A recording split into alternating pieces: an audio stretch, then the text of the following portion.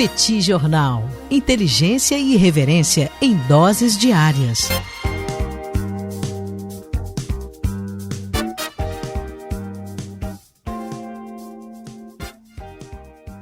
Olá, gente. Bem-vindos, bem-vindas ao Petit Jornal. Esse é o bate-papo número 1062.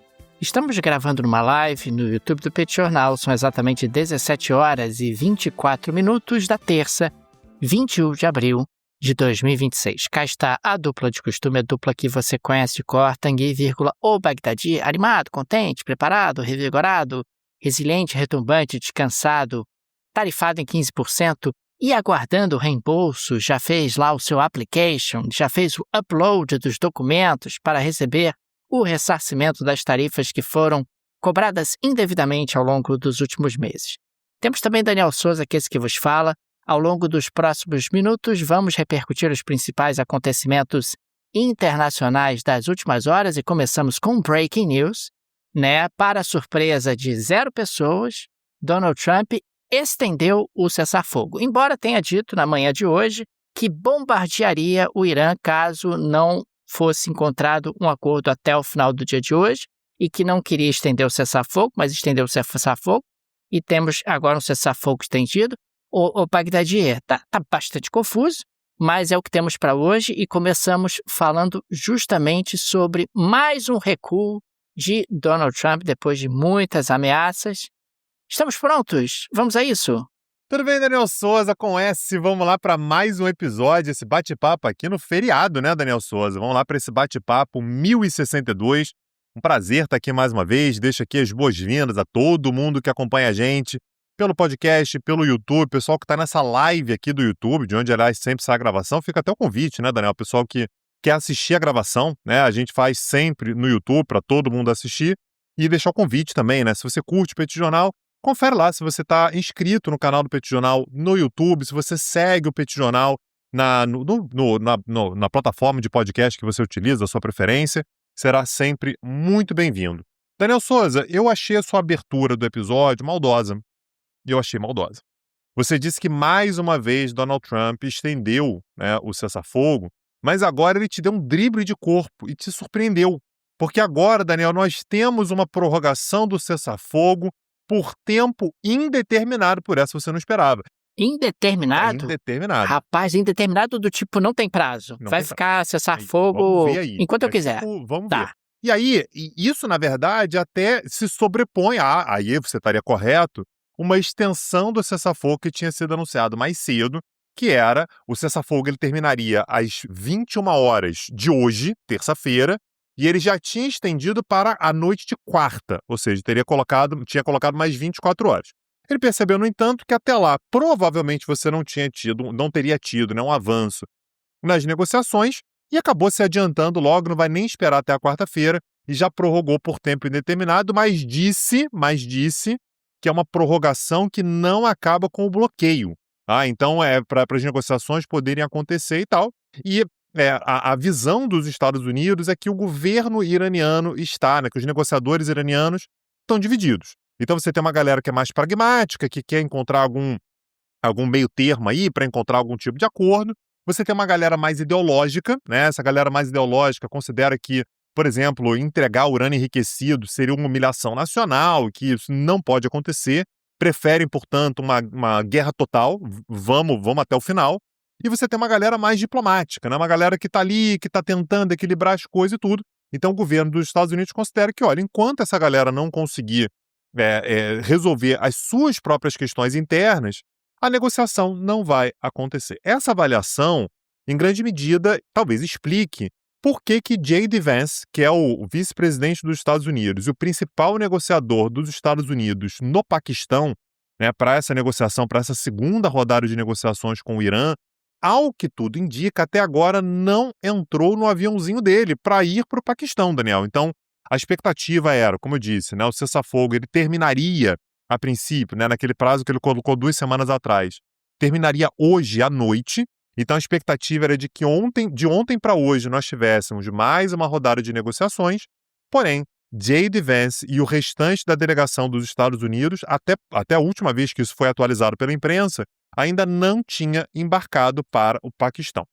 Então havia um otimismo, né? Pô, a gente vai conseguir um acordo final e tal. Isso se tornou uma paralisia. Agora, por que J.D. Vance não tinha embarcado ainda? Segundo os Estados Unidos, isso teria se dado porque os Estados Unidos mandaram para o Irã uma carta, né, escrita, né, com tudo designado ali, dos pontos que deveriam ser a base para as negociações. E que o Irã não teria respondido.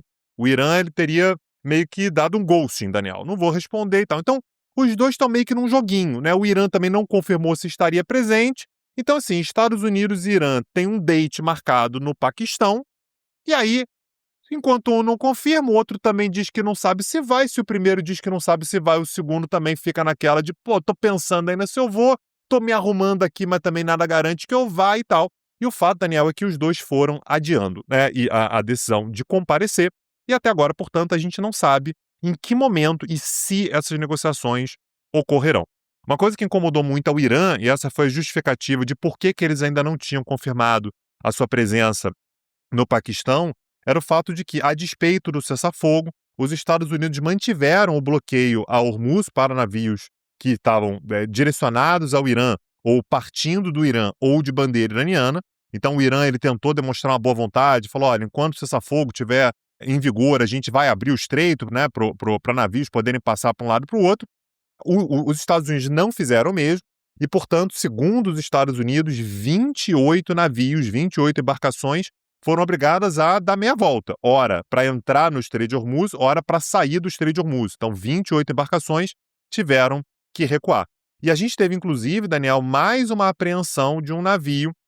Não é um navio iraniano, mas é um navio chamado Tiffany, né? Esse é o nome oficial do navio. Não está muito claro qual é a bandeira dele. Tem gente que diz, né? Algumas fontes dizem que é a bandeira de Botsuana, outros dizem que é um navio sem bandeira, mas é um petroleiro com capacidade de 2 milhões de barris de petróleo e que teria conseguido contornar o bloqueio estabelecido pelos Estados Unidos a Hormuz. E esse navio, Daniel, ele foi apreendido na costa do Sri Lanka. Porra, é longe, viu, Daniel? Na costa do Sri Lanka. Então, isso é mais uma coisa que irritou muito os iranianos, que é petróleo iraniano, né, que seria entregue a algum lugar da Ásia, também não ficou claro exatamente para onde que está indo, mas seria uma quebra da boa vontade. No meio disso tudo, portanto, as negociações elas não têm exatamente uma data para acontecer. Foi por isso, né, que aparentemente Donald Trump tomou a decisão de que, olha, a gente não sabe exatamente quando é que a negociação vai acontecer, mantém esse bloqueio aí, navios iranianos não podem entrar e nem sair, né, nem para um lado nem para o outro de Hormuz, desse negócio fechado até que as negociações finalmente aconteçam. Segundo ele, está tudo pronto para novos bombardeios, mas esses bombardeios não vão acontecer por enquanto. O ponto importante a gente falou no episódio de ontem, Daniel. No momento em que você coloca um prazo e você diz que se esse prazo vencer, você vai bombardear tudo, e esse prazo ele chega, você adia, você agora coloca um prazo indeterminado, as suas ameaças elas ficam muito esvaziadas. Mas o fato é que isso também pode ser uma preocupação se isso se estender para o Irã. Afinal de contas, navios de outras nacionalidades eventualmente vão conseguir passar, o Irã vai ter que bloquear, mas navios iranianos não estão passando nem para um lado e nem para o outro, Daniel. Aliás, Tanguy, aumenta a percepção que nós já destacamos aqui no Petit Jornal de que nenhum dos dois lados tem ali muito interesse na retomada das hostilidades nesse momento. De um lado, os Estados Unidos de Donald Trump estão preocupados com o preço do petróleo, com o impacto sobre a popularidade do presidente Trump em casa. A popularidade do Trump vem caindo. Nós tivemos, inclusive, a divulgação de uma pesquisa Reuters-Ipsos, onde a aprovação do Trump caiu para apenas 36%. A gente está falando de um presidente que tem aproximadamente 1 ano e pouco de mandato, né? 1 ano e 3 meses, 1 ano e 4 meses, e já está com uma popularidade numa queda importante. E do outro lado, o Irã não tem nenhum interesse em voltar a ser bombardeado pelos Estados Unidos. Também não há ali uma alternativa que possa ser construída, pelo menos até o presente momento, onde os dois lados saem vitoriosos, né? Como é que você consegue ter os Estados Unidos proclamando vitória e o Irã proclamando vitória ao mesmo tempo? Então você empurra com a barriga, você amplia o cessar-fogo e tenta, de alguma forma, ganhar tempo e abrir espaço para que algum tipo de construção possa ser estruturada. Agora, Tanguy, os países da União Europeia, no dia de hoje, concordaram em ampliar as sanções contra o Irã. para incluir os responsáveis pelo bloqueio do Estreito de Hormuz. Foi exatamente o que afirmou nessa terça-feira a Kaja Kallas, que é a chefe de política externa da União Europeia. Ela também destacou que pediu aos ministros das Relações Exteriores da União Europeia, em reunião em Luxemburgo, que reforcem ali a missão naval da União Europeia no Oriente Médio, que atualmente está muito mais preocupada em proteger as embarcações que entram e saem do Mar Vermelho para evitar ataques dos Houthis, ou seja, a União Europeia não faz parte diretamente de questões relacionadas ao Estreito de Hormuz. E eu achei interessante porque ela disse que pediu que eles reforcem, mas não disse que reforço, não disse como isso será feito, em que prazo, se vai envolver o Estreito de Hormuz ou não. É quase como quem diz assim, estamos trabalhando, hein, gente? Estamos trabalhando, olha como nós estamos agindo de maneira absolutamente ativa. Um outro elemento também importante é que os países da União Europeia devem aprovar, nessa quarta-feira, amanhã, dia 22, um empréstimo de 90 bilhões de euros para a Ucrânia. Aliás, foi mais uma informação que a Kallas trouxe no dia de hoje. Acredita-se, inclusive, que a derrota do Viktor Orbán aumenta as expectativas de liberação mais rápida desse empréstimo de 90 bilhões de euros, que é bastante dinheiro, e que pode ajudar a Ucrânia no seu esforço de guerra. É interessante sempre destacar que os iranianos já estão sancionados pelos europeus. O que a gente está falando aqui é uma ampliação das sanções para alcançar responsáveis pelo bloqueio de Hormuz. Embora você não tenha tido ainda muita clareza de quem são essas pessoas, de quem são essas organizações, mas também não foi feita nenhuma referência aos Estados Unidos. Eu sei que você está me olhando com essa cara, professor Bagdadi, e os Estados Unidos e Donald Trump entrará na lista de sanções? Eu estou esperando o nome do laranja. Eu quero saber se o homem vai aparecer. Está fechando o Hormuz. Se vai ter sanção, se não vai ter.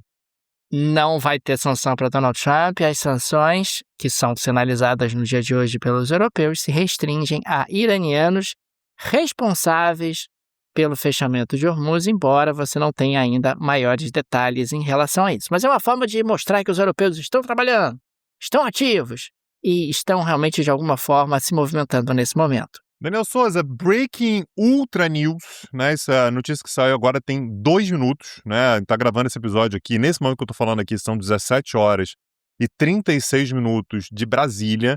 E a agência, ela é oficial, mas não é oficial, viu, Daniel? Ela costuma ser chamada de uma agência semi-oficial do Irã, que é a Tasnim. Ela confirmou que o Irã não comparecerá às negociações no Paquistão. Então, segundo essa agência, as demandas americanas para essas negociações são excessivas, então demanda uma série de garantias de que o Irã vai abandonar completamente o seu programa nuclear, que não vai ter enriquecimento de urânio, que vai abrir de maneira irrevogável o Estreito de Hormuz. Então, segundo o Irã, isso não são bases que você possa colocar numa mesa de negociações. Enquanto os Estados Unidos não recuarem das suas demandas excessivas, o Irã não participará de negociações. Então, dessa maneira, a gente tem aí mais um desencontro. Os Estados Unidos estão ampliando o cessar-fogo de forma indeterminada para que as negociações aconteçam.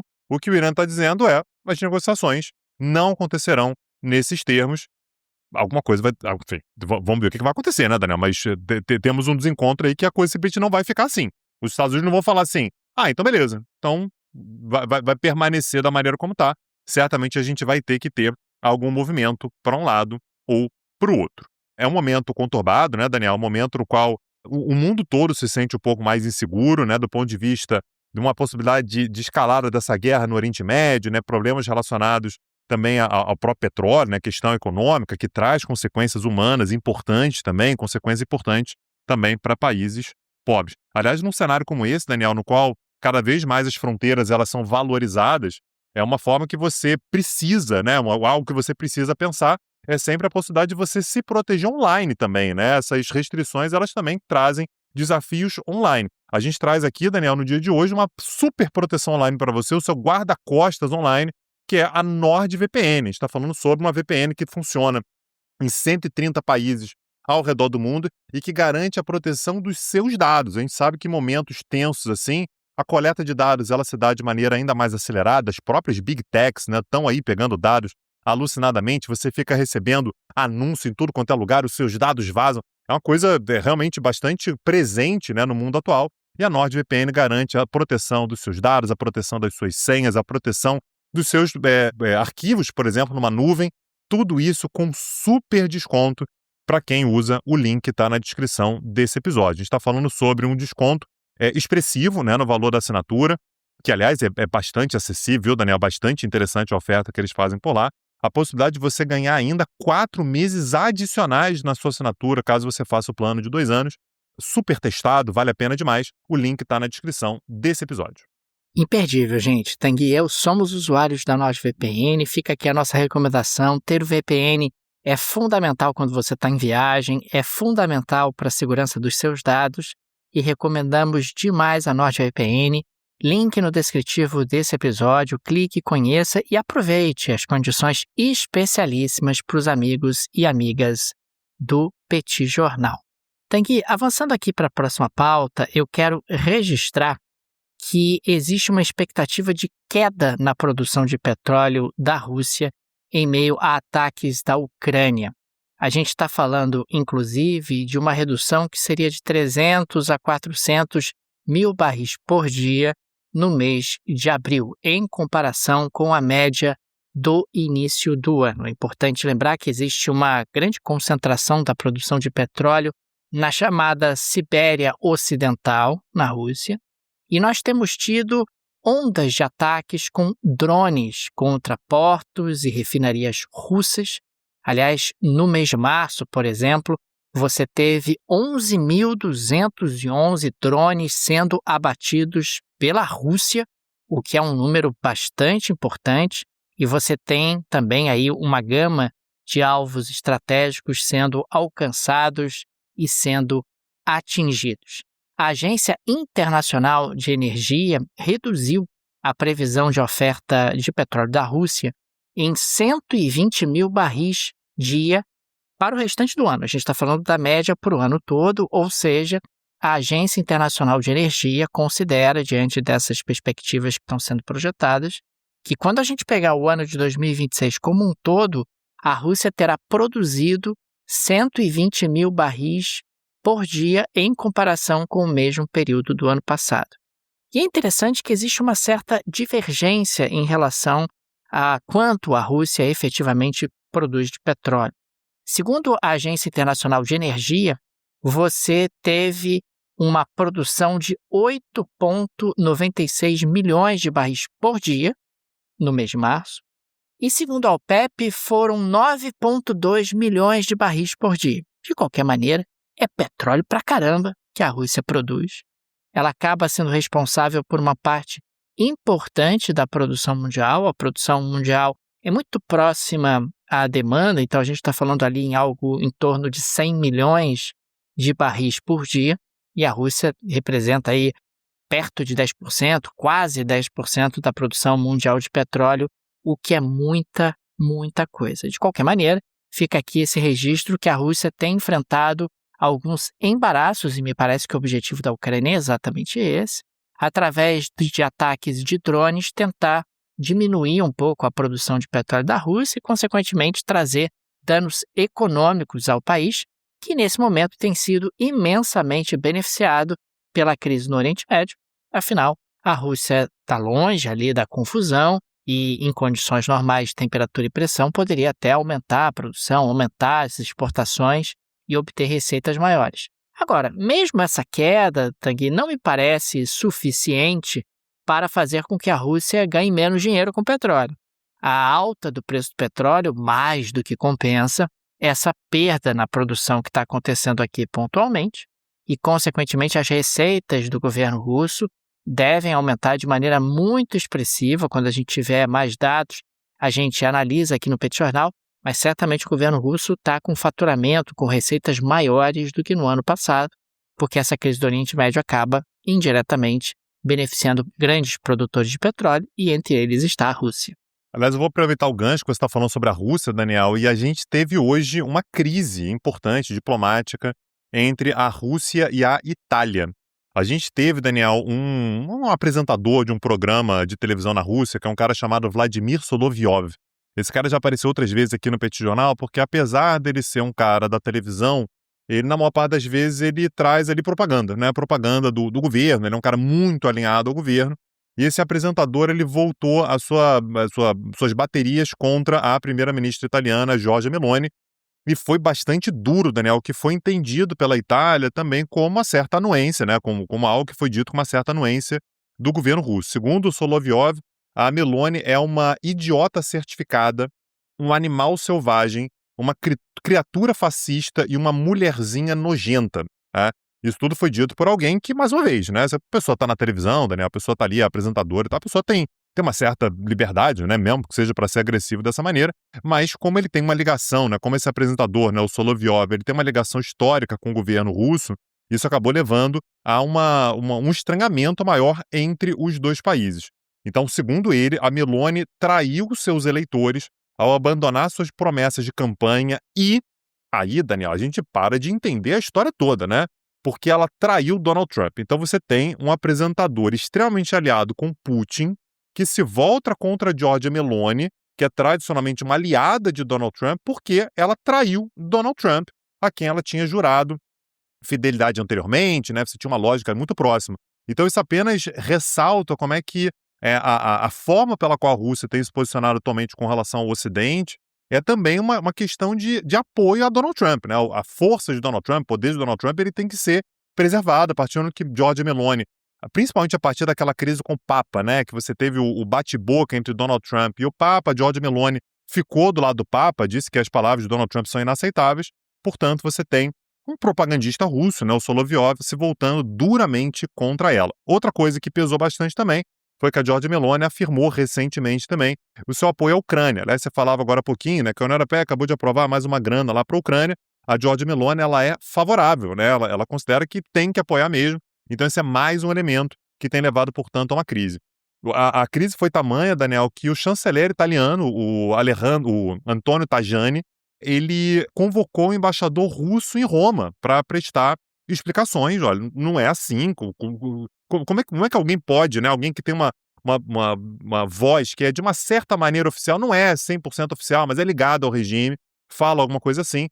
E você teve, inclusive, uma solidariedade por parte até mesmo da oposição. O Giuseppe Conte, por exemplo, ele condenou os ataques russos, se uniu ao governo em defesa da dignidade nacional e, portanto, você tem um ambiente internacional bastante tenso. A notícia importante aqui é que até outro dia Giorgia Meloni fazia parte desse grupo que era meio crítico à Europa, que tinha ali lá seus diálogos ali com o Trump, até com Putin e tal. E nesse momento, Giorgia Meloni está se movimentando em direção à postura mais eurocêntrica, né? Mais voltada para a Europa, mais voltada para a União Europeia e, portanto, se distanciando tanto de Donald Trump quanto de Vladimir Putin, Daniel. Tanguy, avançando para a próxima pauta, o governo francês já começa a fazer as contas sobre o impacto da guerra nas finanças do Estado francês. A gente chegou a destacar há poucos dias aqui no Petit Jornal o impacto de pouco mais de 50 bilhões de dólares apenas sobre o mercado de petróleo, apenas sobre a quantidade de petróleo que deixou de ser produzida e disponibilizada no mercado internacional. Mas nós temos que analisar também os impactos do aumento do preço dos combustíveis, do aumento do preço da energia sobre os diferentes países. Segundo cálculos do governo francês, o custo neste ano fiscal deve ser de algo em torno de 4 a 6 bilhões de euros, devido à alta da energia e subsídios que acabam sendo oferecidos também, e dos juros, porque na prática os resultados fiscais franceses acabam sendo pressionados. Essas são declarações, inclusive, do ministro Roland Lescure. E também me chamou a atenção, Tanguy, que, em contrapartida, o ministro do Orçamento, o David Amiel, ele anunciou um ajuste orçamentário. O governo vai congelar 6 bilhões em gastos para compensar totalmente o impacto e, consequentemente, não trazer consequências sobre o resultado nominal das contas públicas francesas esse ano. O resultado nominal é aquele completo, é aquele que inclui, inclusive, os gastos com juros. você tem aí apoios setoriais, você tem subsídios emergenciais para combustível. Aliás, você tem uma série de setores que estão sendo atendidos, transporte, pesca, agricultura. Mesmo com todas as restrições fiscais, mesmo com todas as dificuldades orçamentárias, o governo francês considera importante oferecer subsídios, e consequentemente isso tem impacto orçamentário, sobre os combustíveis, e também considera importante avaliar o impacto sobre endividamento, sobre juros, porque, claro, se a inflação está mais forte, você precisa praticar juros mais altos, praticando juros mais altos, o orçamento francês fica pressionado, soma-se a isso os subsídios que estão sendo oferecidos, um rombo nas contas públicas francesas é gerado, vai ser entre 4 e 6, para tentar já antecipar, o ministro do orçamento já disse, olha, eu vou congelar 6 bilhões de euros de gasto para fazer frente a essas despesas extraordinárias e, consequentemente, não piorar o resultado nominal do Estado francês, que já é um resultado muito ruim, já é um déficit importante. Olha as consequências, né, que você vai trazendo para inúmeros países. É claro que a gente está falando da França, que é um país rico, mas imagina países de renda média, países de renda baixa, como tem problemas aí justamente para administrar os impactos financeiros que essa crise do Estreito de Hormuz acaba trazendo. Os efeitos que acabam sendo trazidos. É realmente uma desorganização importante da economia mundial, como a gente pode observar através de um exemplo ilustrativo, o exemplo da França. Daniel Souza, para a Geleia Chaqueira de hoje, eu já falei um pouquinho sobre a Itália e eu sei que você vai trazer cultura para a gente. Você está sempre atento aí à programação cultural, né, o que está sendo criado mundo afora e tal. E eu sei que você é um cara que fica muito atento a tudo que tem sido criado culturalmente na Itália. Você quer compartilhar com a gente, Daniel? Opa, claro que sim, Tanguy. Na Geleia da Chaqueira de hoje trazemos aqui um exemplo cultural. O ex-primeiro-ministro da Itália, o Matteo Renzi, ele participará de uma peça teatral em Roma. Ele vai atuar numa peça teatral. A peça segue um formato de julgamento histórico, misturando teatro e debate político. A apresentação vai acontecer no Teatro Parioli, reunindo figuras públicas em papéis políticos reais. E, Tanguy, o papel que sobrou para ele, para o Matteo Renzi, é ser o Barack Obama. Assim, como eu posso dizer isso? O Matteo Renzi e o Barack Obama são bem diferentes, né? Bem diferentes fisicamente, bem diferentes em temperamento e tal, mas o Matteo Renzi vai interpretar o Barack Obama, Tanguy, justamente para tentar fazer ali algum tipo de análise histórica e debate público. Não satisfeitos, a esposa dele, que é a senhora Paola Severino, ela vai interpretar a Michelle Obama. Então vai ficar bem bom, vai ficar bem crível, vai ficar bem verossímil essa magnífica peça que vai acontecer no teatro em Roma.